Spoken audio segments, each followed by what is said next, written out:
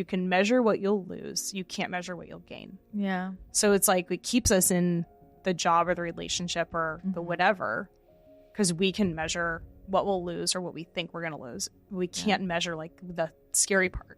Yeah. But that's where it's like doing what we're talking about, though, is like visualizing, trusting, all of that, like knowing that it's coming through because you've mentally done the work. Yeah. And opened yourself up for it, you know? Isn't that the good part, though? It's like if I don't know what's coming next, that has to mean it's something I've never experienced before. Right. It only gets better. It has to be even better. And I'm like, isn't that the best part? Yeah, it's this or something better. Yeah. It's like really your relationship with surprises. Like it's like, oh my God, what am I going to do? I'm fucked. Or it's holy shit, the world is my oyster. Yeah. Like anything can happen now.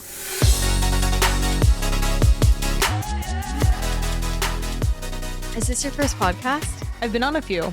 Oh, you have? Yeah. Like about what? About like one of them operations? was on business. Yeah, for operations. And then I've been on a golf podcast a few times. Oh. With my golf group. Okay. Yeah. Love that. Well, this is different. Were they in a studio? One of them was, yeah. Cool. I've been on that one a few times. It's in Phoenix, actually. Oh, okay. Yeah. Interesting. It's really fun. What got you into golf? I was single. It was 2020. I'm a COVID golfer. And I was single and I was like bored and I wanted to get out of the house. And I'd liked golf at my old job. We did a few different golf events. And I was like, you know what? I'm just going to start golfing. And I just, true Aries form, I signed up for lessons first. I didn't just go. Yeah. So I signed up for lessons. And then like my aunt golfs. And so she grabbed me and said, hey, well, come start golfing with us. And then I got introduced to my now best friend who has a women's golf group. And now it's like almost 4 years later. Wow. So it's kind of that random. Yeah. I love it. What do you love about it? I love the camaraderie for sure. Like just in being outside and especially in San Diego when it's nice most of the year, just like being outside in nature, but it's fun.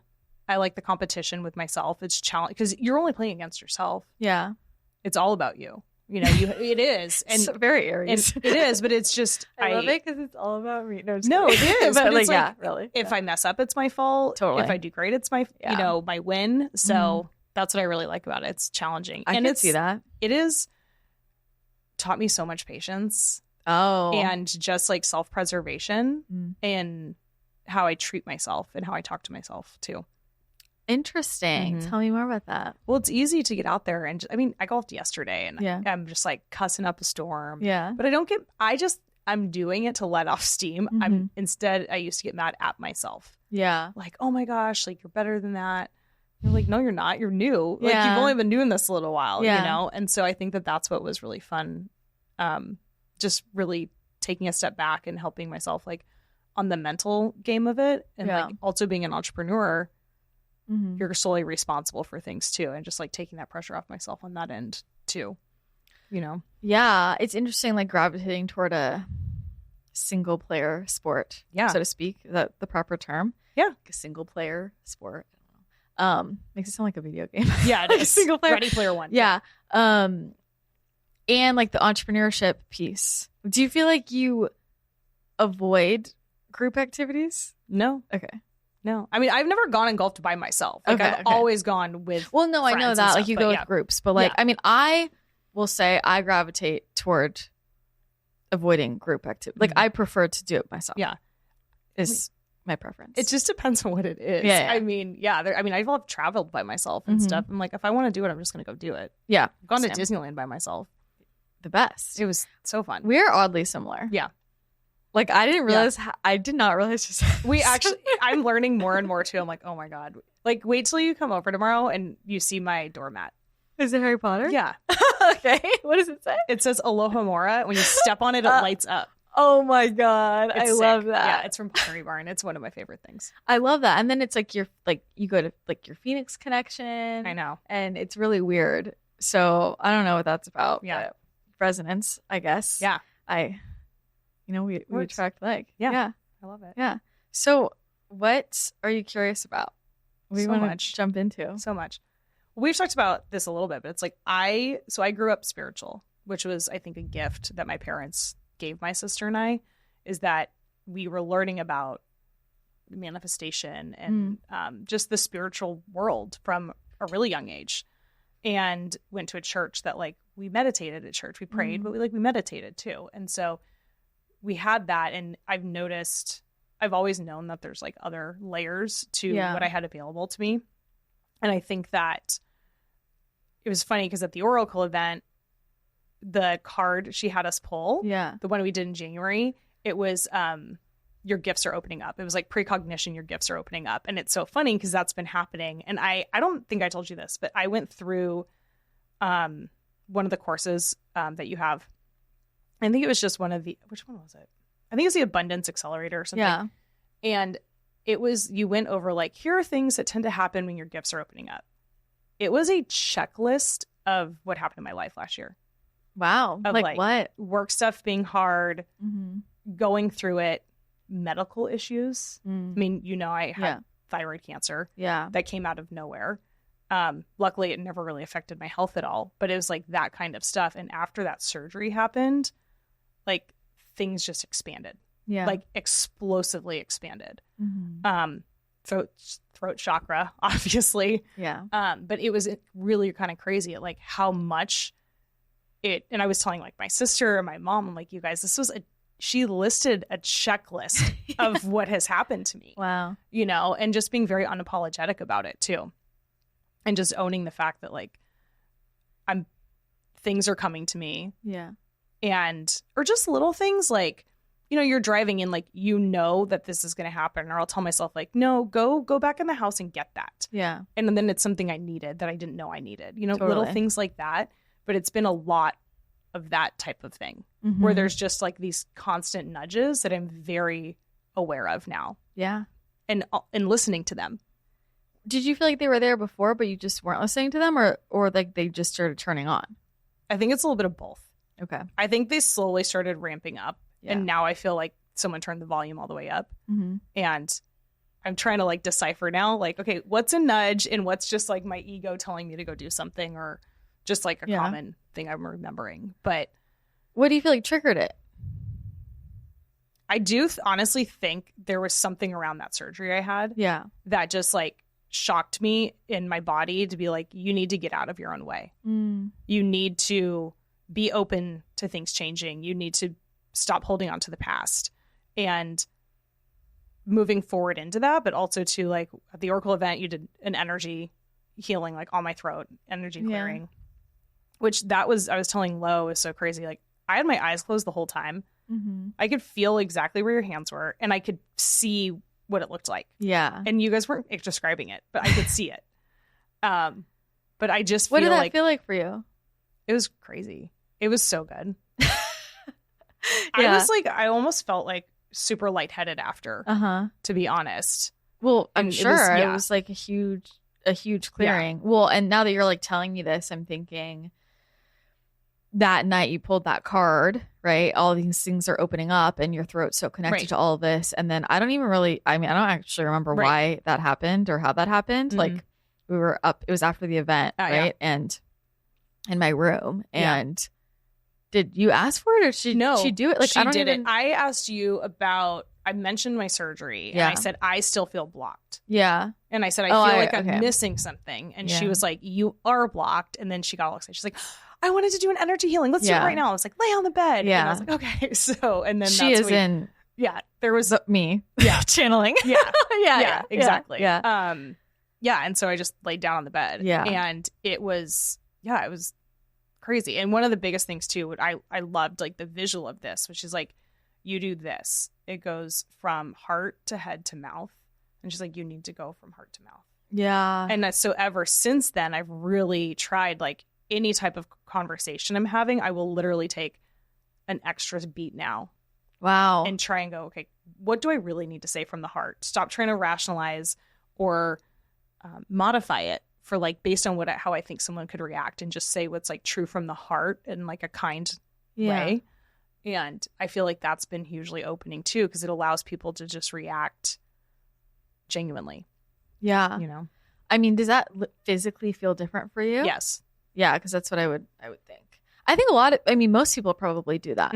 And what I've seen from sessions, a lot of people, like it's interesting to see their like the route, the energetic route from where things start and then the way it travels and how it can like go. It's like this is how it should be working, really, like from your heart space. And most of us start at our heads, actually.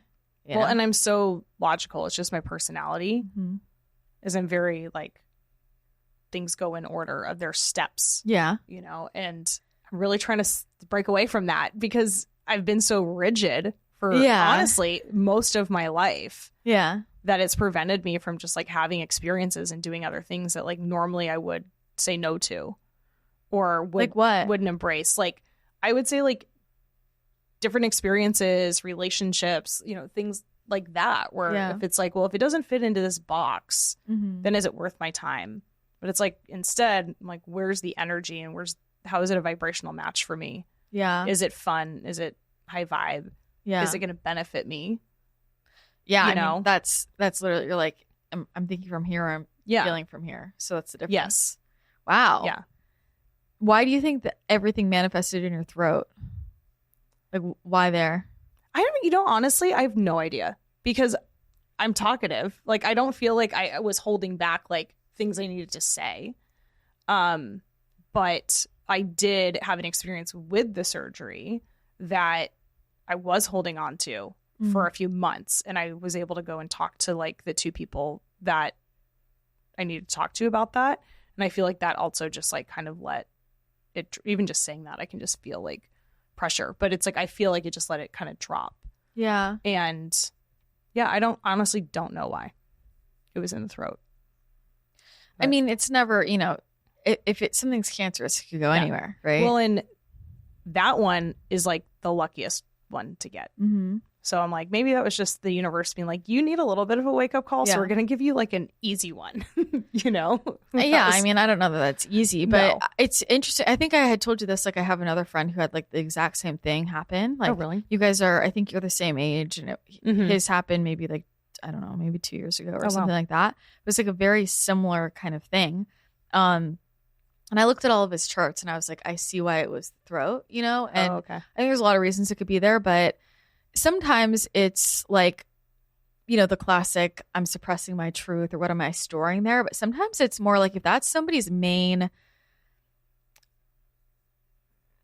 I want to say like energetic conversion center. It's like the term that's coming up, like energetic conversion center or like manifestation center, or like the main way that energy flows. Like that actually feels like a main place for you, you know, like you're not quiet. You know, it's like you do talk and you talk clearly, communicate clearly. And sometimes when that's the main way that the energy is flowing, like the main place, that's also obviously it's a high traffic area, so more accidents can happen, right? Like more stuff can get congested. If like it's more likely, you know? So it's not always about like it's suppressed, but it's when it's a high traffic area where it's like the main area. It's like if that's my main generator and I'm using it the most, it can also have the most like injury use or overactivity or underactivity, or just that's where things are going to go because I'm using it the most to move energy in and out of my body. And I think that's something really important for people to start to learn about themselves. Like, where in my body do I kind of route the most energy through? Like, some people are extremely heady, and sometimes it's noticing where do I tend to do that, but then also is that or is that not in alignment for me? You know? Because like we were talking about, like noticing where we as humans will do a lot in our heads when actually our kind of natural space might be the heart space or something else. But I find that people chakra wise are really, there's like usually at least like one main or maybe more than one, an energy center where most of it's moving through. Like a lot of very creative people will be very sacral. There's a lot of like more grounded, earthy people. Like their root is actually the main place everything's filtering in and out. It's like the kind of that main conversion center. And then there's the throat people, there's the third eye people. You know, I'm a third eye person. And there's the solar plexus people, you know, so, and that's where you'll start to see issues come up for people, because it's not always just about suppression. It's like which of your chakras is kind of leading you. And so that one is always going to be sometimes overactive, or it's overburdened, or there's just a lot going on, or things from that should be kind of circulating in another direction. We just keep pulling it down there. It's kind of like a muscle imbalance, you know, like overuse of a certain muscle, and suddenly you have all these. I mean, I have it, twitches and stuff. Yeah. So that's kind of what it seems like more with you, why it concentrates there, I think, like paying attention to that. Yeah. And like your manifestation ability is probably very connected to your throat. Do you know if this is open or closed in your human design? I don't know off the top of my head. I have to look. I have it on my phone, actually. Yeah, we should look at it later. Okay. I'm curious. I'd be really curious too. Yeah. I want to say it's colored in. So that means it's closed? Or does that mean it's open? It's defined. Defined. Yeah. So it's closed. It's defined. I'd have to look. Yeah. So I mean that would mean I have consistent energy there. So that, would make sense. Yeah. So things are opening up for you. Yeah. And you're getting more intuitive. And probably doesn't help that you're working for me. I love it. I feel like it's so, like, it's not a coincidence. No, of course at all. Like, I feel like it happened exactly how it was supposed to. Yeah. Well, everyone who works for me, they're always like, it's so weird. I just became really psychic. I'm like starting to have visions. And I'm like, yeah. I had 2 different dreams a couple weeks ago. I had a dream, woke up, texted my friend. Like, I had a dream she had her baby. And we're close, but I don't talk to her every day. And I didn't know. And I texted her and she's like, we just got home from the hospital. And then I had another dream about somebody that I know. And like literally the next day I saw them and exactly what happened in the dream happened in person. And it was not something that you would, like, you can't predict it. Yeah. It was very random. Yeah. So I'm like, all right. Like, well, that's very exciting. It's great. Are you happy about it? I love it. Yeah. Cool. So it sounds like it's all working. Yeah. Sounds like I've always been open to we're doing it. our I job. think I'm just like aware of it now. Like Yeah. I've actually like opened the door. I knew the door was there and I like opened it. So how are you going to use it? To the best of my ability. I don't know. I'm just like I'm still trying to figure out what I'm doing. Were you trying to use it? No. You should try. I think I should try. But that's different. Like, I don't know. What do I mean, I do ask for guidance. I talk to my spirit guides. Yeah. Ask them for guidance on things, set my intentions for the day, ask them for guidance on certain things. Yeah. But yeah, I mean, if you have ideas on how I can use it, I'm definitely open to that.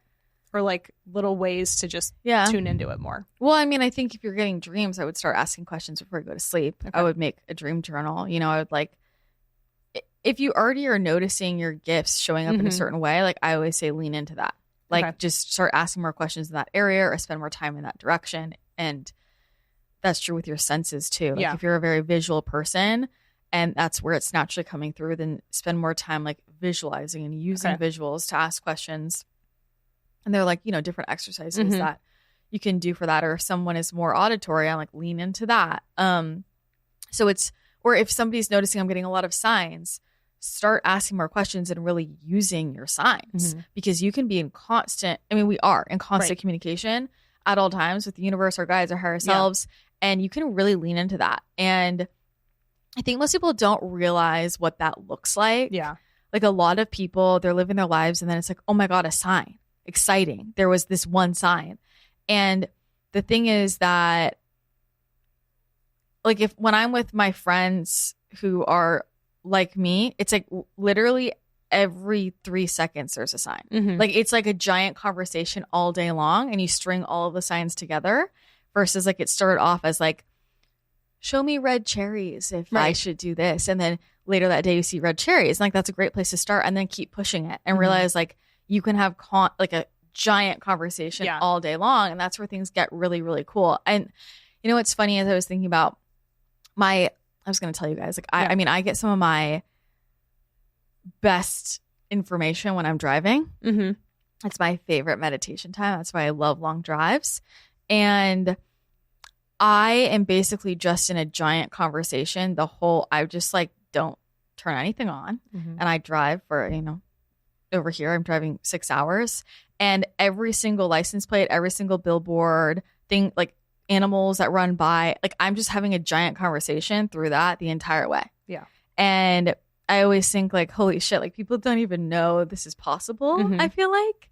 And it's cool for me because when I'm with my friends, like some of my friends, like Kelly always says, she's like, how come when I'm with you, I just like, I never see this many angel numbers and signs. It's constant. Yeah. I'm like, because I've built that muscle. you know? And so when you start to lean in a certain direction, the universe is like, okay, cool. She's looking in that direction. Let's send more that way. And so, but most people don't ever like push a direction, right? If that makes sense. Yeah. So, you know, for you, it's like, it seems like you're more visual, right? I guess. And I think, well, I guess my question is like, does the precognitive piece scare you? So when we talked about it in January with the Oracle, she said, why? Like, she just does not hold back. Yeah. And she's like, why haven't you done it? And I was like, because I think in the past I was scared of it. Why? I don't know. It just feels so like foreign. And, but now it doesn't scare me so much. Like, I shouldn't even say so much. It does not scare me. Like, I definitely do feel open to it. And, you know, on what you just said too, one of the things, this is a perfect example. So my birthday's coming up next month. It's big birthday. So I've been really wanting to like do something, but months ago I was trying to plan it. My sister and I were talking and I'm like, nothing is hitting. And in the past I would just push. And I said, you know, I'm just going to let go of this and like go where I know I'm going to get a sign of where I want to go. So I had an idea about Hawaii, and the offer that we got for the place to stay, it just didn't feel aligned. And I let go of it. I go, you know what? I want to see a sign. I'm like, give me a very clear sign about this. And I'll let it, but it wasn't something like, I want to see a crow. Cause like, we live in San Diego, there's crows everywhere, right? It wasn't specific. But what I did instead is I said, just you tell me what that sign needs to look like. Like, I will know it when I see it. Yeah. And 3 hours later, my sister calls and says, our friend is offering their place at the Montage in Maui. Perfect. And I'm like, done. Yeah. There you go. Know, and it's just like that simple. And I feel like sometimes with some of that, I'm really paying attention and not trying to manipulate. Because I think sometimes we do like, show me a Honda Civic. And you're like, yeah. Like, okay, well, that's easy. Yeah. You know. Well, you always want to pick a sign that you don't usually see. Like that's how you pick a sign. Yeah. But you also, I mean, I tend to more do it your way. I'm like, just show me. And I'll say, show me an unmistakable sign. Yes. You know? But what I would say is like, sit down and meditate and ask to be shown. Like that, to me, that's pushing it further. Okay. You know, like, because if you are already leaning in a direction of like, I'm precognitive, like I'm seeing in advance, which not everybody does. Right. That's the thing, is everybody's gifts work differently.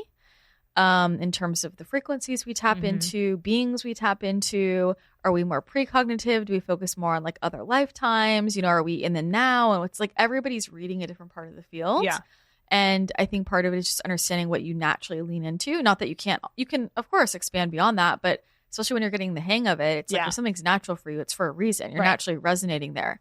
So, like that's where I would push it. And I mean, that's how I plan pretty much everything. Like, I mean, I was just telling Kaylin about my car. Like, I was like, I need a new car. I don't know anything about cars. I don't really give a shit about cars, like TBH. So I sit in meditation. I'm just like, show me myself getting my new car. And there I am at Mercedes-Benz getting my G-Wagon. I'm like, I guess I'm getting a G-Wagon. Yeah. Oh, darn. Right? Shoot. And it's like, that's a fun way to use your precognition. Yeah. You know? And it's also a very helpful thing, because anything I see, there are sometimes things I see that I don't want to see. If I don't want to see it, then me knowing that is helpful, because then I can change it. Yeah. And then I'll say, show me what I can do to change it, because I want this outcome. And then I'm shown something, you know, for me to do. Yeah. So, and that's part of, like, for me, I'm always shown, like, constantly throughout the day, I see myself doing things like big things, of course, but it's more of like throughout my day. I'm like, see myself, oh, I'm going to Sprouts in the afternoon, or, oh, I went on a walk and I drove over to Torrey Pines. It's like, that's how I'm delivered the information. I'm like, okay, I guess that's my sign, you know? And so the more you start to like ask questions, more information comes through. Okay.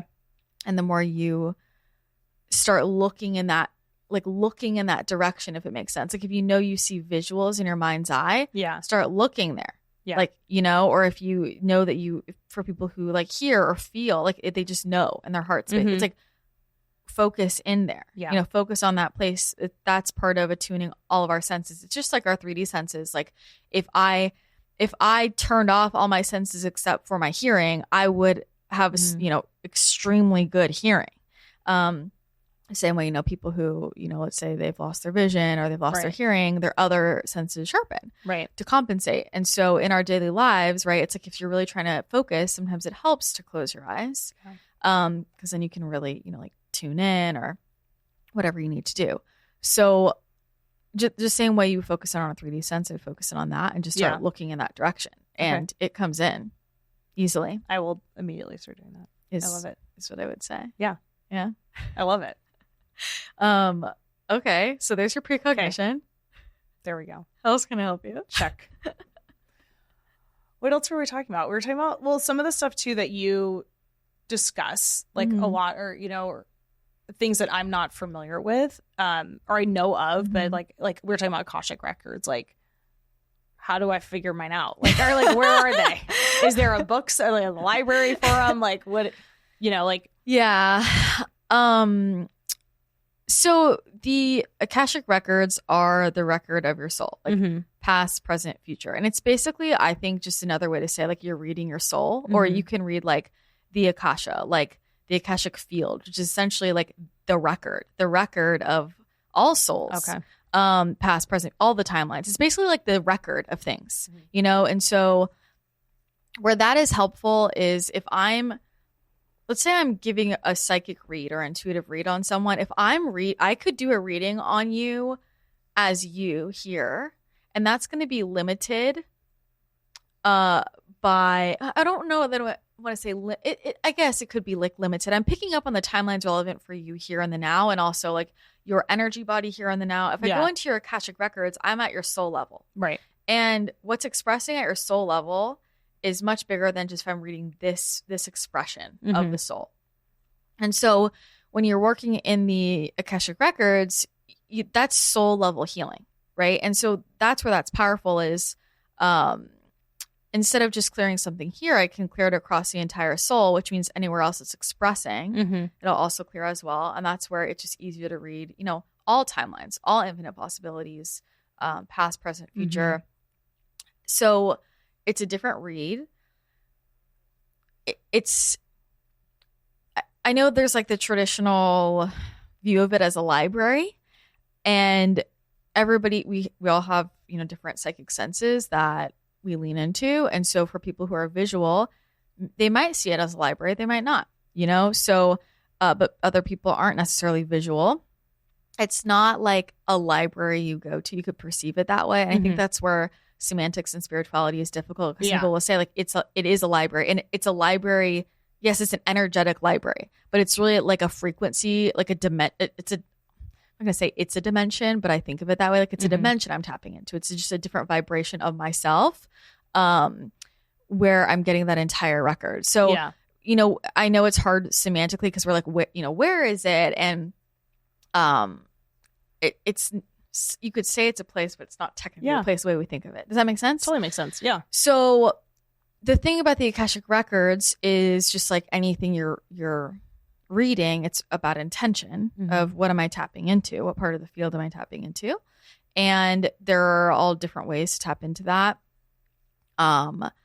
which could be a visual or an incantation that you create for yourself or a process you create for yourself. There are prayers that you can make for yourself. People have downloaded prayers that they teach. There's different books that teach specific prayers. So there's all different types of ways to open it up. And really what those are all doing are just creating that very clear intention of, hey, I'm going into my Akashic Records here. And there are specific sets of spirit guides basically that lead you through the Akashic Records. Okay. Different healing guides. The record keepers is, what we call them, like the keepers of the records. Yeah. And to me, like that's your divine birthright, like to read the record of your soul, and that's where we can access so much more information about ourselves. So it's the library of you. Don't you want to know? Right. So you can use your pendulum to open it up. It's really just, this is what I'm tapping into. The same way, like if I'm giving an intuitive reading for somebody, they've hired me for that. I'm not like randomly doing that. Like let's say that I have a client, I'm intentionally saying, hey, I'm tapping into this specific person, their soul records. And now I've zoomed in on their part of the field versus asking a question. And am I anchored into me? Am I tapping into the collective? Right.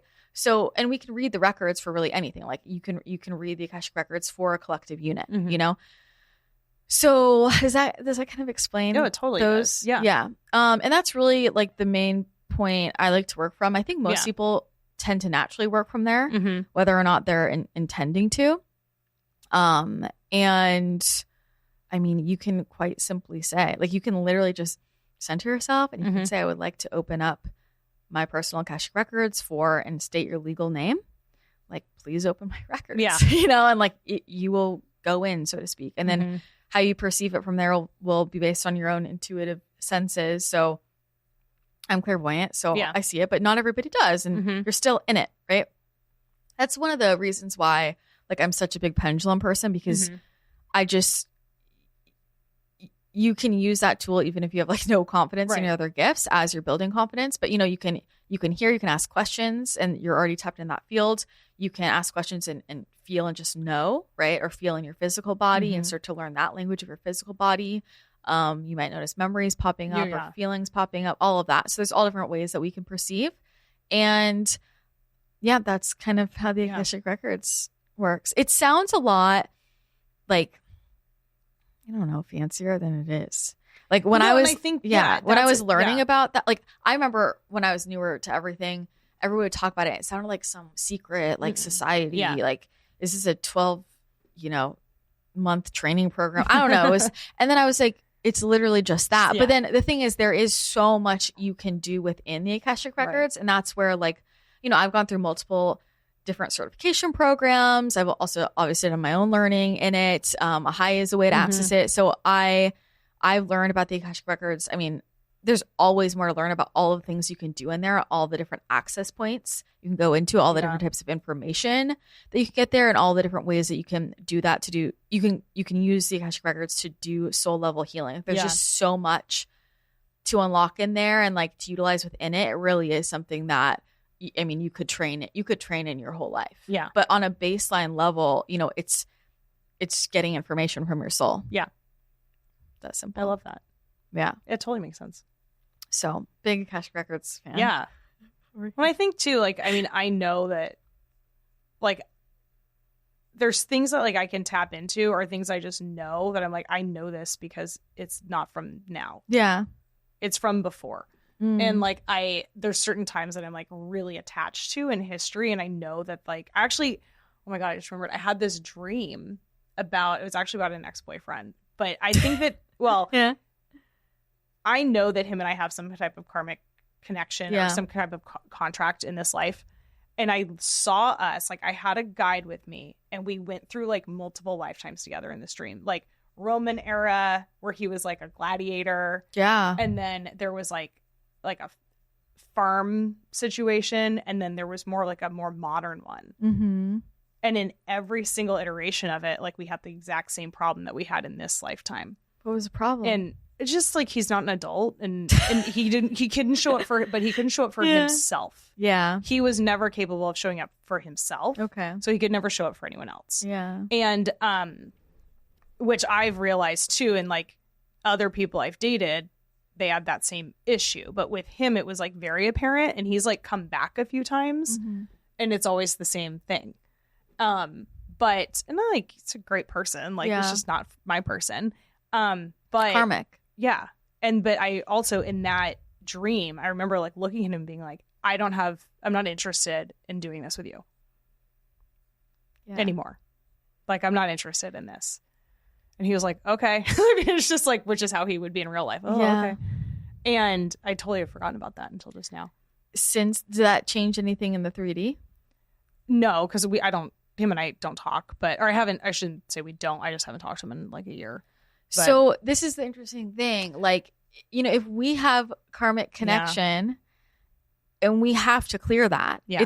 This is the thing about karmic connections. People get frustrated because they might feel like, I know we have this soul contract, or we need to do this together. We need to learn this lesson, or whatever it is. And they can get frustrated that other person isn't doing their part in it. And the thing is that as long as you are doing your part in it, you can clear it. Yeah. And if somebody is not doing that in the physical, then it will happen energetically like that. And what I'll say is now more than ever before, I feel like a lot more is happening in the energetic like that, where it'll be in a dream or a vision or whatever, or even just a feeling you have. Like, I feel like we had a conversation about this for you because you're so visual like that. That was a very literal, like, yes, you were taken, you know, essentially, if you want to say the astral or the etheric, if you want to get technical or whatever, into your records even. Yeah. Like, you have a karmic connection with him, and you guys each lifetime, it's trying to learn the lesson and balance the karma, and you've been presented as the person to mirror that back to him and for him to learn the lesson with and through. And if he's not going to do it at a certain point, it's okay, well, as long as you're doing your role, we can complete it. And sometimes that doesn't get completed in the 3D. It gets completed in a higher dimension, but it is completed. Yeah. And that's a thing I know that people can get. I think this is a really important topic because, I mean, myself included, we can get so frustrated about how people are showing up in the physical because it's a very real, I'm frustrated, right? Like, why are you not showing up for me in this way? Or why can't we have this conversation? Or why are you being avoidant or whatever it is, whether it's romantic partnerships, friendships, family. And at the end of the day, as long as you're doing your work and showing up, it will get cleared or balanced out. Yeah. And he will have to learn that part of the lesson, and maybe he will learn it. But when you've completed your side, that can move to someone else. And so if he is not getting it down here, then it will just get facilitated up there. And when we have dreams like that, it's letting us know this did happen. Yeah. And we have to treat that within ourselves like that did happen. That did happen. No, I absolutely believed it happened. Yeah. Because I did feel because for whatever reason, I was feeling him around me like a lot. Like, I just kept thinking of, and it's not somebody I think about a lot. Like, I just was thinking about him a lot. And it came up, and then I was just like, I think I wrote him a letter or something and threw it away. And then like a night or two later, I had that dream, and I literally just felt like relief. Yeah. Like, I could run into him right now and just be like, it's so great to see you. Bye. Yeah.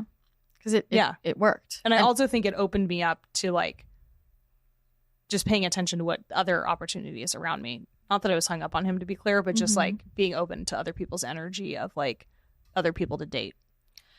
Well, yeah. And the piece of that, though, is like when you have a contract with somebody, like energetically, we will get stuck on them until we complete it. And that's my point, is sometimes we have to just complete it like that. And then suddenly, like, I say that because people can be really hard on themselves. Yeah. Like, why can't I let this person go? And sometimes we're torturing ourselves, but sometimes we haven't closed it energetically.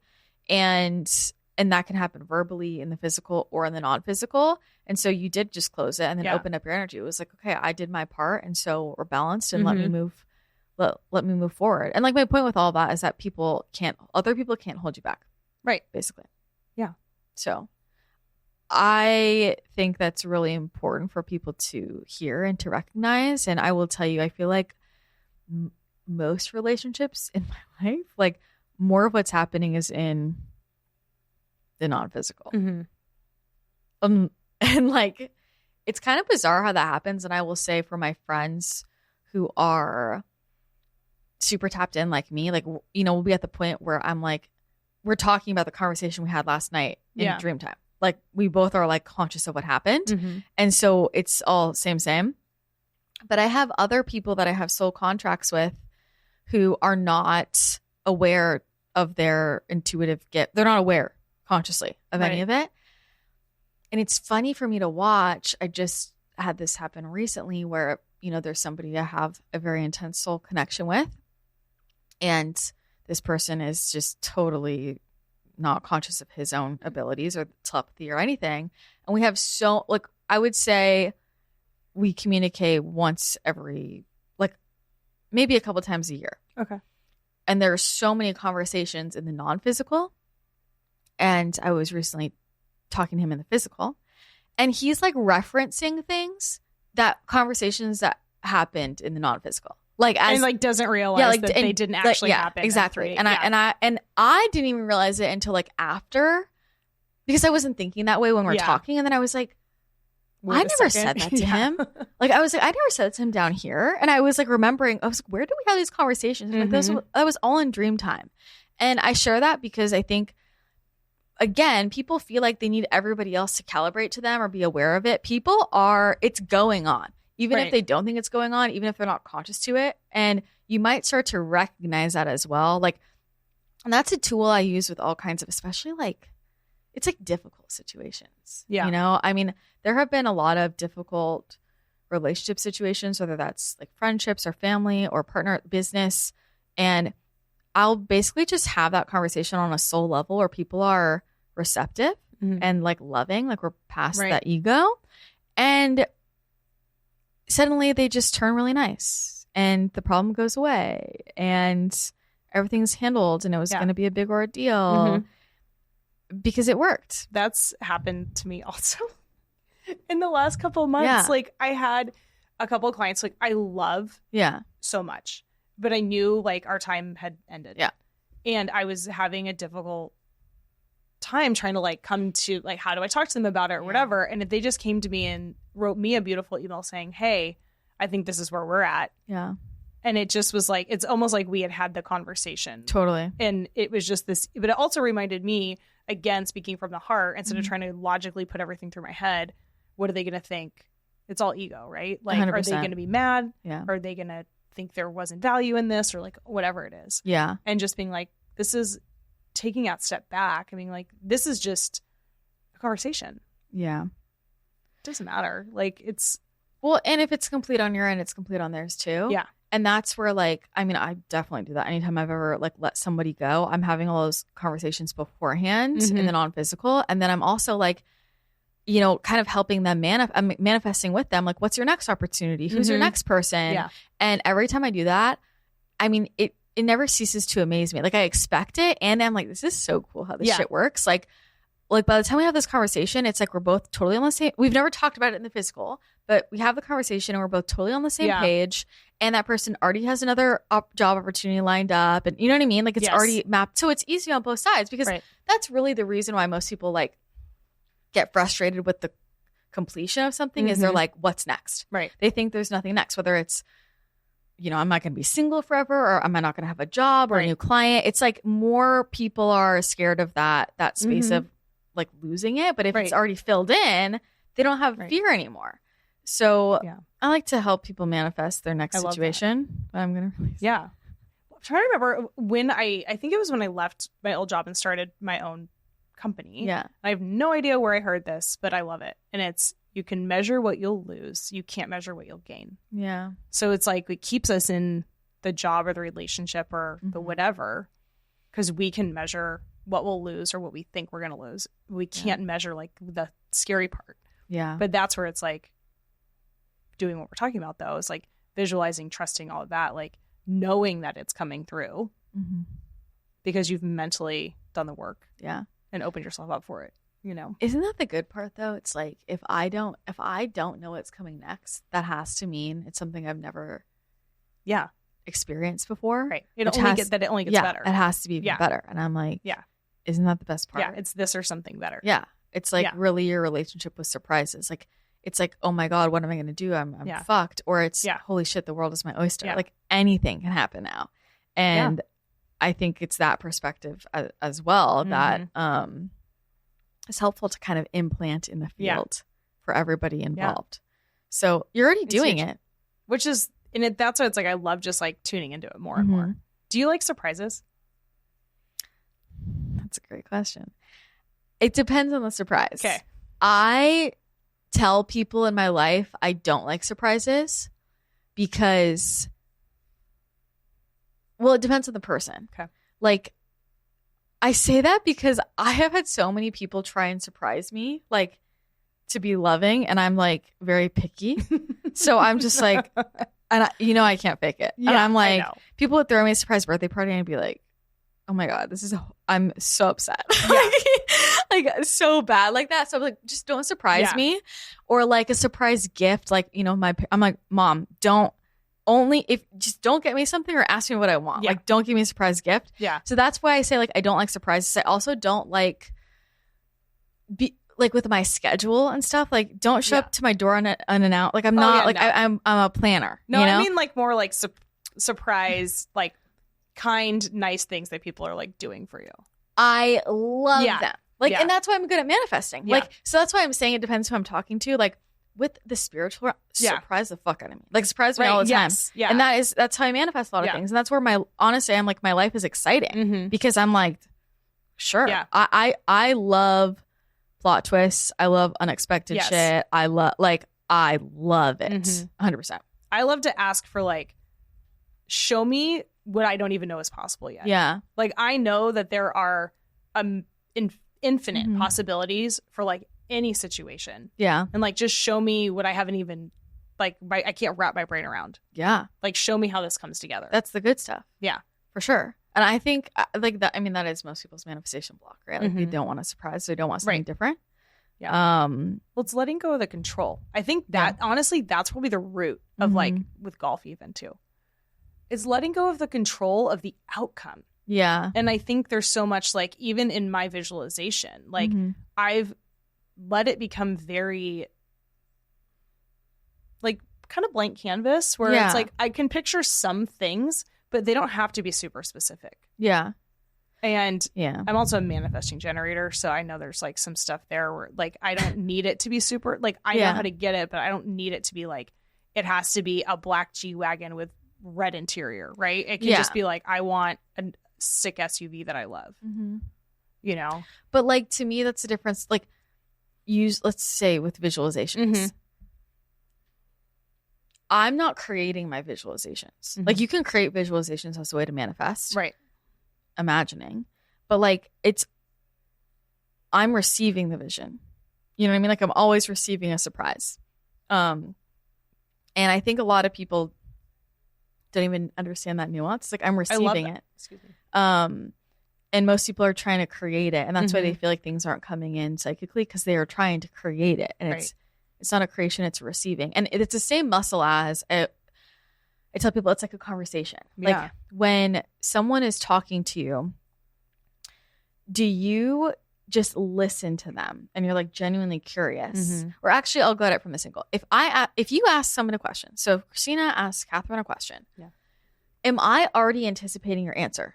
Or am I like, I wonder what she's going to say? And a lot of people ask questions with an already anticipating what they're going to say instead of asking a question that they genuinely don't know the answer to. And they're like, I really just want to know, where they're suddenly present and they're fully receiving that answer. And so because most people move through their life like that, it's the same thing with your intuitive gifts. Like when I'm asking my spirit guides a question, I don't already have an expectation of an answer. If I did, I'm going to start confusing my ego and my intuition. And that's what most people do. Yeah. All the time. Instead, it's like, no, I genuinely don't know. So what is it? And that's where the surprise comes in. I'm like, oh, whoa, wouldn't have thought of that before. And that's one of the ways you know it's really your intuition. You're like, I never would have thought of that before. And so it's like a nuanced thing, but it really is. I think about it like it's like, am I fully just receiving and relaxed, or am I like leaning in and creating? Yeah. It's a subtle like difference. Kaylin and I were talking about that earlier because I'm in like a situation right now that I'm like, it's new and different. And it's a little bit out of my normal realm. And I'm okay with that. Are we talking about what I think we're talking about? Yeah. Okay. And but I'm like, instead of trying to let my ego get in the way and put things in boxes, I'm just really trying to receive. And just That's great. Be in my feminine on like all the levels because I'm in my masculine so much. But like be in my feminine, but also just like receive and like let things flow naturally without feeling like I need to like move the pieces on the chessboard. Well, when you move the pieces on the chessboard, do you ever actually get what you want? No. So, yeah. Seems kind of exhausting to me. It is exhausting. I love that for you. Yeah, it's been so fun. Like it's so weird but it's like relaxing. Why do you think it's taking you this long to do that? Because I had to have cancer apparently. Get out of my throat. Get me out of my own way. No, I mean, who fucking knows? Yeah. Because it's just because it had to be this way. What part of your life do you feel like you've always had the most stickiness in? Relationships. Why? Yeah. I mean, I think I've always like it's actually in my chart. When I saw an astrologer like years ago, she's like, you're kind of a late starter with everything. And my sister and I just started laughing because it's true. Like I was always like the last to have the boyfriend, the last to, like, and just like all those little, like those landmarks of the milestones. Right. But I also think too, I was so attached to those that it's like that those gave me value and those gave me worth. Yeah. And instead I've taken a step back and been like, okay, I'm almost 40 and I don't technically like check those boxes, but it's also given me this time to be like, I love who I am today. And I love that I'm making decisions for my life based on who I am today, not who I was when I was younger, dating other people that like were not right for me. Yeah. And I think that like, I don't regret any of that. I don't look back and think why X, Y, Z.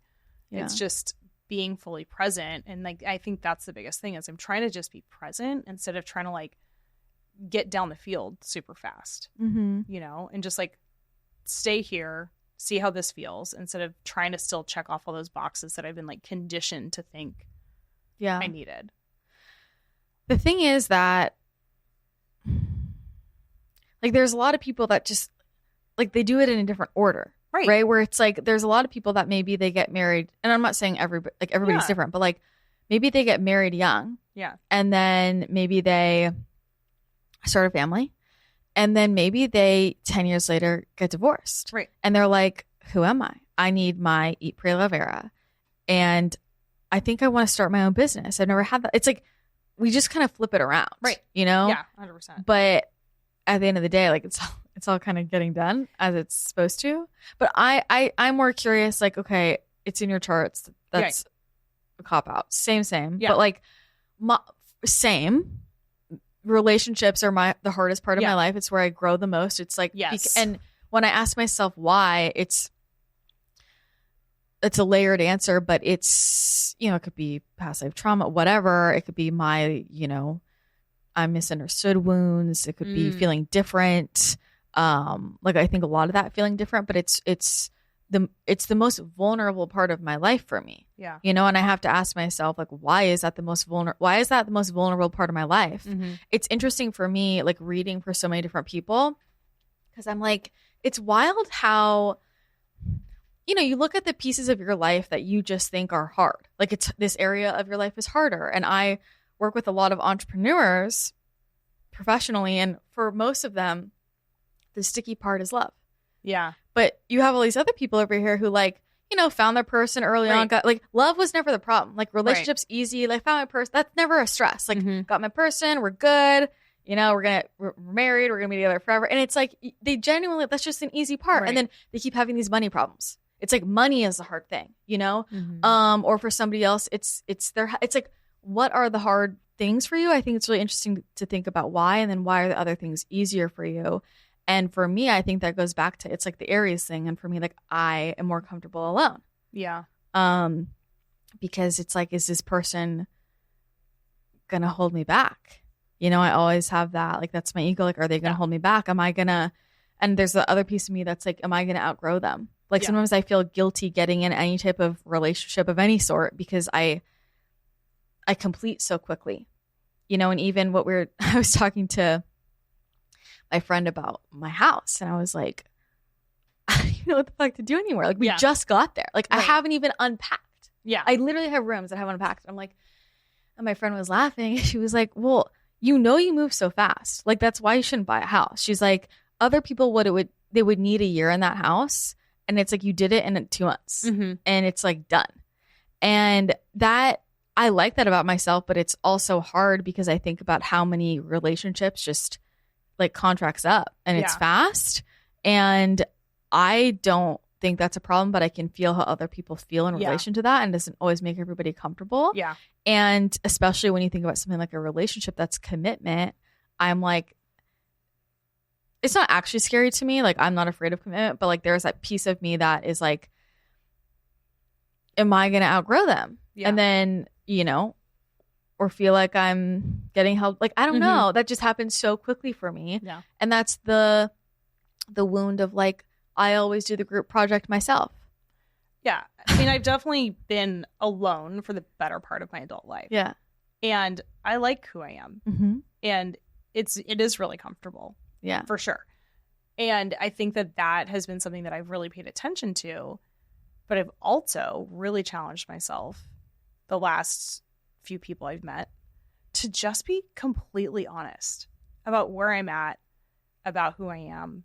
I'll never forget, this was like a few years ago. I was on a date and this guy's like, oh yeah, like love snowboarding. I don't know what everyone in San Diego like love snowboarding or camping. And I'm like, I don't do that. I go, but I will cook in the lodge and I'll make hot toddies and I'll read my book and be in the jacuzzi. Yeah. And he was like, that's awesome. Down. And I was like, that, you know, in the past I might have been trying to look for acceptance and been like, oh yeah, like I'm really good at, you know, the pizza with the skis. Like, but I just really want to just be myself, you know, and just be honest about that. Yeah. And, but I think too, I've really let go of the checklist of like things people needed to have or who they needed to be that made me feel safe or secure or whatever it was. But like one of the ones that my girlfriends and I like joke about were like, would you rather date a golfer who's worse than like it was worse than you or like doesn't golf? And I'm like, I'd rather date someone who doesn't golf because like I don't want to be better than them at golf because like it's so fun but it's the kind of thing like even having this conversation like this is a wonderful conversation for me because you're teaching me on how to do things, right? And it's like when you're learning new things, it's when you're around people that are better than you, you're going to grow faster. Yeah.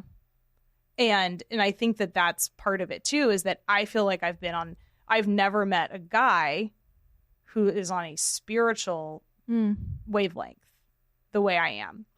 But you also haven't really like led with that. No, right? Like because even like me, gifts fully on, doing this as my business. Yes. There were times I was doing that and I wasn't meeting any spiritual guys because I was putting on this vibrational mask of like, no, I'm normal. I'll tell you about that later, you know? And so, and the second I like energetically decided like I'm leading with this, like I'm a super spiritual person, right? Like just being myself, I started every single guy I meet is spiritual. Like literally, it would be weird if that doesn't happen. Everybody in my life is spiritual. And I was talking to Andrew about this. We're laughing. We're like, every single person we meet is like hyper spiritual. And people are always saying, I can't meet anybody who's spiritual. And I remember that feeling too. And it was when I just unapologetically like, this is who I am. That's what I'm vibing with. Like I'm in the grocery store and I bump into somebody and we start talking about, you know, neural reprogramming and sound bowls and the Akashic Records and energy healing. And I'm like, great. It's like, that's just what happens. You know, like my random, you know, OBGYN is super spiritual or like my, you know, it's like that kind of stuff. The guy who sells me my car, we're talking about manifestation, like because I'm vibing there in such an expressed way, an embodied way, nobody comes in my reality that's not like that. Yeah. Do you know what I'm saying? And I think that's like, when we talk about the new earth and like creating a new reality, that's literally how it works. It's like people who aren't on my wave, like it's like I don't see you and you don't see me, even though we see each other. And what I mean by that is if there's 50 people in the grocery store, like we all walk by 1 million people every day. Let's say if we leave our house, you walk by people and they're there, but you're not really like looking or like drawn. And how come certain people you start talking to them? Like everybody else is kind of like filler in our reality at that moment. And that's all resonance. So it's like I think it would have to require like, you know, you leading with that as this is part of who I am. The same way like, no, I'm going to be in the ski lodge. I'm not skiing. I love that. Is what changes it. Well, I've noticed the vibration too. Like physically, my girlfriend had a birthday party a few months ago and we had to go to this place I didn't want to go. And I was in there and I just was like, I shouldn't say I didn't want to be there because I wasn't like preconditioning myself, but I got in there and I was like, I gotta get the hell out of here. Why? It was just low vibe. Like it was a night, it was like a bar nightclub thing. And then when the party was over, they let a bunch of other people in and I was so physically, like I could feel my body like not wanting to be in the space. Yeah. And I was like, all right, I'm just going to go home. Bye. And I left. It wasn't mad or anything. I just went home. But it's like paying attention to that kind of stuff too. And like how I'm feeling when I'm actually like meeting people. Yeah. I think that's a big one. It's crazy. And how you're feeling, not how they're feeling about you. Yes. Because that was one I always like would fall into. It's like I was feeling how they felt about me. And then I thought, yeah, I really like them. And then I would like pull myself out of them like, no, like they just really like me. So let me ask you. Yeah. What are things that you felt like were priorities before? Like when you're looking for, when you're setting your intentions about what you're trying to attract in. Because like I totally agree with you. I think like, don't get me started. Yeah. Especially a lot of these like, it's the CEO type in San Diego that I like work with, and you know they're all coming in for their sessions because they want to manifest. It's a lot of men, you know, with their wives. They give me their lists, and I'm like, sir, like no, like your priorities are all off. It's all off, and I think that's part of the growth for us is to like figure out what the real priorities are, and you learn that through experiences, you know, about what you really need and what you really don't, and what matters and what doesn't, like. And so what are things that maybe like you thought were important before that now you're realizing aren't, or things that before you didn't think mattered that now you feel like at this point in your life like are for what you're looking for in someone? I think in the past, I mean, I'm taller. Like I think I generally was like, he needs to be this height. He needs to like physically look like this. He needs to have this type of job. Like, I mean, those are the things that we're like taught as women. Like those are the things that make you safe, right? Is like that checklist of like, here's the safety checklist. Like, he needs to like this type of music or these types of sports or whatever. I mean, when I meet guys who aren't into sports, I'm still like, it's probably a no for me because it is a big part of my life, but like, it's not a deal breaker, you know? And I think in the past, like the list of deal breakers was way longer when realistically what I'm looking for now is someone who's emotionally available, emotionally intelligent, like knows who they are in like in a grounded way, is grounded in who he is. And is looking for like intentional partnership with someone. And I used to think like I've come to the realization like I don't know that I need to have children. And that has been a massive relief for me. Yeah. It's not saying it's a no. It's just that like I don't know that I really need that. And I'm okay with it. It's okay if he has kids already or if we choose to have kids together. But today, it's not something I need. Yeah. And I've been very honest about that with anyone I've met recently, and just paying attention to those kinds of things on like how they show up for themselves and that they do show up for themselves and how they take care of themselves and their friends and their family. I think those are just observations that I watch and pay attention to because I think it's very indicative of like who people really are. Yeah. It's like how they show up for themselves every day, how they take care of themselves every day. Yeah. And then the people around them too. And I think, you know, as I get older, there are other things that come up of like career, money, like all of those types of things. But it's like, I'm still struggling with like, which side are those on, you know? Yeah. So and I think that's the thing is letting go of the ego around the age too. My age. I mean, that's a hard one for humans, you know? Yeah. But I think a lot of people are like in the same boat. We live such different lives now. Like there's so much more opportunity. A lot of people are like heads down until like there's a lot of people that I feel like now aren't really actually fully emotionally or energetically available for real partnership until they're like close to 40. Like, or maybe they're starting to when they're like 35, 36, 37, and then you're just kind of getting into it and like almost like dating for the first time, you know? Yeah. And so I think that's a really common thing. Like we live our lives differently now. Yeah. I'm curious because it's like those things you said, like emotionally available. What else did you say? Emotionally intelligent. Which like a lot of that too is like past trauma. I'm just like, I don't want that anymore, so I need this. Yeah. You know? Well, the things you listed to me sound so like baseline, like of course. But you know, San Diego, it's Peter Pan. Yeah. Well, that's like, what I wanted to ask you about though. It's like what do you think is hard to find and why? Yeah. Well, I will tell you this. I have chosen to not have my outlook on dating be difficult. Yeah. I'm friends with a lot of women who it's so hard, it's this, it's that. And I'm like, That's fine if that's your story. Yeah. But I'm going to live my best life. Yeah. I'm going to do whatever I want and have fun. Yeah. And intentionally date when I meet somebody, Mm-hmm. like intentionally date them. Like Mm-hmm. I'm intentionally dating somebody right now Yeah. who like I love to death Mm-hmm. and is such a wonderful person. Mm-hmm. And trying to, you know, navigate that and see where that's going. But then also just like on that like broader question is paying attention to like, just like I said, like how people are kind of like living their lives, because I think that there are those things that I've held on to and my ego is still trying to like negotiate what's this, what's that, you know, and like what's protection versus what's like actually, no, you need this. Actually, you like that now. Like, that's a good thing. Yeah. Well, if I ask you what actually makes you feel protected, what is it? Like, what actually makes money? You feel... That's the first thing that came to my head. Why? I swear to God, that was the first thing that popped in my head. It's, to me, like, security. Yeah. It's, I want to retire as soon as possible. I love working and doing really fun and working with really fun, wonderful clients. And I love golfing. Yeah. And golf is not cheap. Yeah. So it's like, I want to be in a position where it's like, I'm not worried. Like, it's flowing energy. The money is flying to me and through me, like, beautifully. And that the resource of it, it doesn't feel like it's something I have to be thinking about every day. Yeah. You know? Yeah. I mean, that's totally fair. I think it's a very real thing. Yeah. 100%. Yeah. I mean, what else?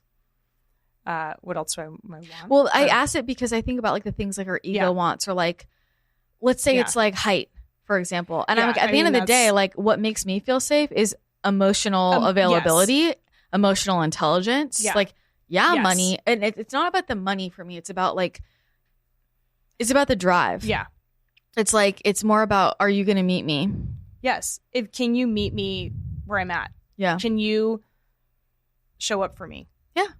And frankly, like, I don't think I asked that much in my relationships, and not in like a self-deprecating way. Like, I love showing up for them. I love, you know, being in my feminine, and I love like a man who's in his masculine, and like playing those roles together. Like, I love that, because especially because as an entrepreneur, I'm in my masculine 90% of the time with work stuff. But I think that that's why like that checklist of like the physical stuff, it's not as important as I used to think it was. And like, because as long as you're like attracted to somebody and you love like who they are, like that's what's important. Yeah. Looks fade, right? Like, I mean, we all know that. Totally. Yeah. But I think that that's like, I've really done a lot to kind of let go of what that structure looks like. Because I think that, I mean, honestly, my sister and I had a conversation about this the other day where she was saying, you know, like, this is what I've always like pictured for you. And she said, maybe I'm shooting way too high. And she wasn't being rude. She just was like, I've just pictured this for you. So anyone and she's like, you've never dated anyone who was this. You've never, and she's like, but maybe I'm just not, maybe what I'm thinking is like, doesn't exist. And it wasn't. Is it that though? Like, or is it whatever she painted for you? Is that something you thought you wanted to? I think, I mean, yeah. What she's thinking and what I want are very similar. I think sometimes it's oh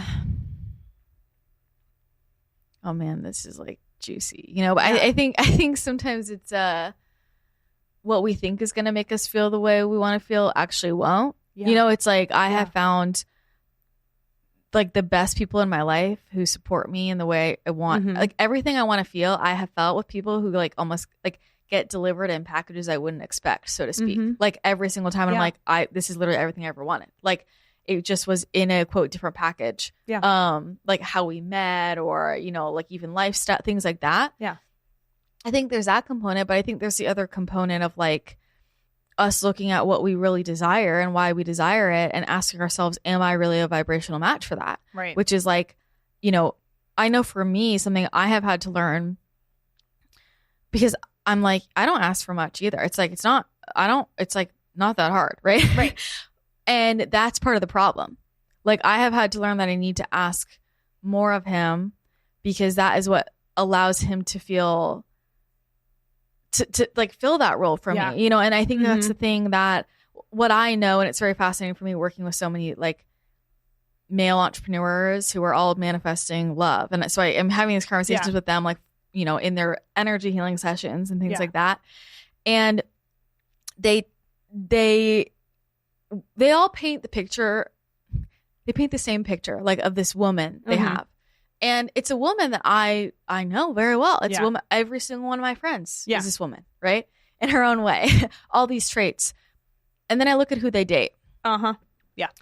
And then they complain about who they date. And they're like, how come this is so hard to find? I go, it's not hard to find. You're just insecure. You're scared that that person is not going to need you enough, is going to call you out on your BS, and you don't feel secure in it, and so you don't want to touch that. Like, you don't even know what to do with it. And I think it goes the other way with, you know, and I'm just using the example of a heterosexual, like, male-female dynamic, right? And so let's say, like, for the female, like, what you want is available, but are you not going for that because of how that might trigger you in terms of I'm not fully in control, or like I'm letting him make the decisions on behalf of me? Like, there's something about where we're not letting ourselves go into our feminine first. That makes sense. Yeah. In the attraction phase. Yeah. Because I know for me, like, when I'm in a relationship, I'm very much in the feminine. Like, and I have had to learn, because before it was like I would almost like hold my strength and kind of like my neutral during the dating, and then once we were locked in, I would like drop in. And I had to learn I have to like drop into my feminine before the date. Yeah. To like already set up the dynamic that way. And that is really kind of what changed everything. Because, you know, we are looking to feel like we serve a purpose in each other's lives, right? Absolutely. Like I want to feel that for my partner, and he wants to feel that for me. Yeah. And we have to notice where, like, you know, sometimes our independence makes people feel like I don't really serve a purpose for them. So, you know, even if I'm interested, I don't want to like butt in, you know, I don't want to like be an inconvenience. And I think that's a very real dynamic that a lot of like entrepreneurs face, a lot of independent people face. And so we can think of, you know, I'm very self-sufficient. That should be a plus. And like, it is in many ways. And that's what people are looking for. Like, I'm looking for somebody who can take care of themselves and all that. But how it feels energetically sometimes feels very unsafe. So people will go to somebody who needs them. I'm just absorbing that because it's true. I mean, owning my own business, owning my own home, golfing, you know, there's like, I'm a catch. Like, I'll just say it. Totally. Because I love myself. Like, I do. And that's the thing is, like, I'm so self-aware and I do love myself. And like, I'm just, that's where I'm at. And like, I will ask people, like, when I'm single, I'll say like, oh, if you know anyone, let me know. Yeah. Because I don't have an ego about that. Like, maybe they know someone. Yeah. You know? 100%. But I think that what you said too is like, I feel like because of those attributes, I tend to really try and push myself into being in the feminine and really just like, hey, you don't need to ask that question. Just like, you don't need to ask like, when am I going to see you again? Or when are we going to do this? Like, just let them lead and let them do that, which is not easy for me to do. But guess what? Like, they show up. Yeah. Like, the right people show up. And that's what I've really been like trying to just pay attention to. Yeah. You know, and really lean into, because like the person that I'm dating right now is like wonderful. Wonderful. Like, is like one of my favorite people in the whole wide world right now. And it's so different than what I expected from him. From him? Yeah. Why? Not just from him. I just like, we became friends first. Yeah. And then I'm like, oh, okay. And it's like, I cracked the door open and he like busted it down. And I'm like, great. I love this. That's great. And he shows up every day for me and he's incredible. And it's just like the check boxes though, of like the what's important check boxes are just very different. Yeah. And I think that's like what my ego's having some trouble with. Mm-hmm. Can't wait for him to listen to this. What my ego's having some trouble with, what my sister and I were discussing. Yeah. You know, and it's just different, but it's not bad. It's actually awesome. I think that's usually how it plays out. Actually awesome. You know, I think like most of us, like, I don't know anyone who I think when I hear their list, it's like, it's accurate. Like even my own, it's like never actually accurate. And that's why you meet people and you're like, whoa. Yeah. Oh, maybe that's actually what I need. And I think the other thing, like, I just want to say it's we got to be aware of when other people are holding ideas for us out of a place of love, you know, and I have definitely had that come up a lot in the last like 5 years, especially. Like everybody has an opinion because they've all decided, like, because they love me and they're like, you need to be with someone like this. Mm-hmm. And I've had to draw a lot of boundaries with that within myself, like with them, where it's like, I appreciate that. And it's helpful, obviously, to like have your friends to talk about things with and those reflection points and your blind spots. And they don't always know what you need. Yeah. Especially because, they don't even always know what they need themselves. There's a lot of people giving relationship advice who like shouldn't be, you know? Yeah. And again, we've got to notice where we are living in like the idea of a potential, yes, especially when that's proliferated by someone close to us and we've created those stories together and we're living in it versus like, what do I actually need though? You know, and I will tell you, like, there are certain traits in men that my friends always tell me, like, you need to be someone like this. And I'm like, every time I've been with someone like that, like, because I thought that too, I don't like it. Right. Like, I don't. And every time I'm with someone like this, with this opposite trait, I feel all these amazing things. And so I'm going to go with that. Right. You know, and I think that's where it's, you know how you feel. So you just got to date new people and like trust how you feel and not hold on to the stories. Right. You know? Yeah. So sounds like a lot of repatterning. Yeah. I'm excited for you. I love it. Can't wait for you to read my book. I'm so excited to read the book. I got my highlighter ready. You're gonna love it. I use like my highlighter and my pen, and they mean different things because this is just how I operate. Yeah, you know. I think it will put together a lot of these like soul contract puzzle pieces for you, and especially for people who feel like they're finding their person like later, so to speak, which is still like it's. I know we feel that way, but it's like, I mean, you're still young in the scheme of your life. You're very young, right? Yeah, so for sure. You know, that's all a comparison. But I think when we understand things from like the soul contract level, like the karmic connection level, and like all of that, you start to piece together like, oh, this timeline actually was unfolding relatively quickly for all of the stuff that had to play out and all of these rich, juicy relationship experiences. And it's like sometimes love is the area of our life where it feels like it's taking longer, but it's because we have so many lessons, so many growth opportunities, so many soul contracts to complete versus someone else over here. Maybe it's like their career, right? Yeah. Like they've got all that to do in their career. And so then they feel like their career doesn't take off until they're 55 years old. You know, that's a very common thing. Yeah. So for me, I think the soul contract piece has given me so much peace and like acceptance and just releasing attachment. And I think for you for sure, like I'm curious have you ever looked up your karmic debt number in numerology? I don't know what that one is. I know what my number is based on my birthday. Yeah, it's a little like deeper into it, but I would be interested if you have like the relationship karmic debt number, like I do. Okay. You know, because it tends to play things, but you kind of your field has that kind of energy to it. It's like you've got a lot of like karmic stuff. Yeah. In relationships, and that's not like a bad thing. It's just like loops that need to close. Yeah. And when we have a ton of loops that need to close, like that can take time throughout life, you know? But seems like it's at a good place. I love it. I'm happy for you. Yeah. So, well, thanks for the convo. Thank you. Had fun. I'm so happy this is recorded. So you can listen back? Yeah. Me too. Well, I'm sure people will be able to relate a lot. Thank you for opening up. Yeah. And sharing all of that, like with your cancer and love life. I feel like everybody is going through some crazy shit right now. So seriously, very relatable. So Thanks for being here. Thank you. Appreciate it.